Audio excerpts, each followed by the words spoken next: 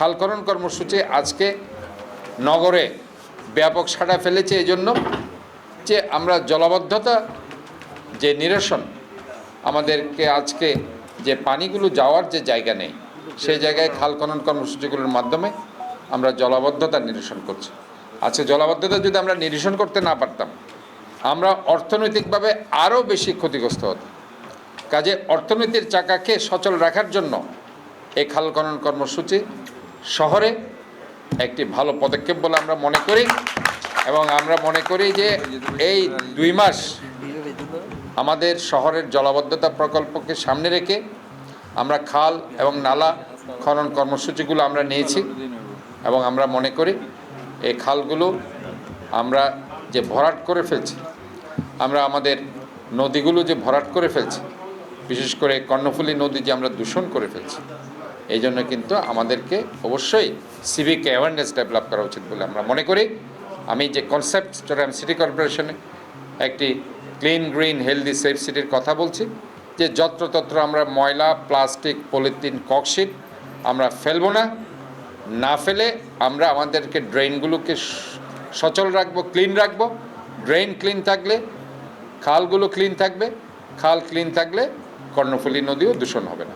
যারা আবু সুফিয়ান সাহেব কিছুদিন আগে সংসদে উনি বলেছেন কর্ণফুলী নদী দূষণ হয়ে যাচ্ছে, এটা সঠিক।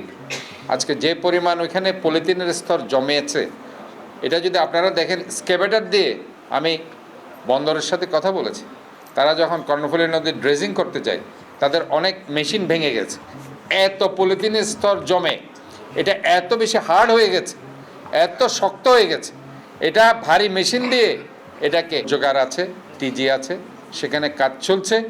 ইনশাল্লাহ ওটা ফিজিবিলিটি স্টাডি শেষ হলে বায়োগ্যাস বাংলাদেশে প্রথম এই চট্টগ্রামে বায়োগ্যাস উৎপাদনের কাজ শুরু হয়ে যাবে।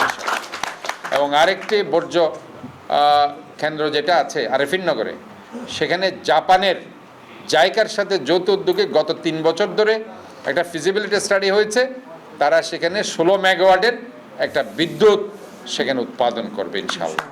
কাজে আমাদের জন্য এটা একটা ভালো দিক।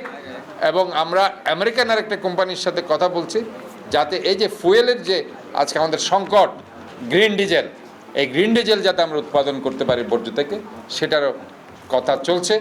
আশা করি ইনশাআল্লাহ আমরা যদি আমাদের দেশনায়ক তারেক রহমান, রাষ্ট্রনায়ক তারেক রহমান এগুলোর উপর অনেক উনি জোর দিচ্ছে অর্থনীতির চাকাকে সচল রাখার জন্য, এবং এইসব ফুয়েল যাতে আমরা লোকালি উৎপাদন করতে পারি।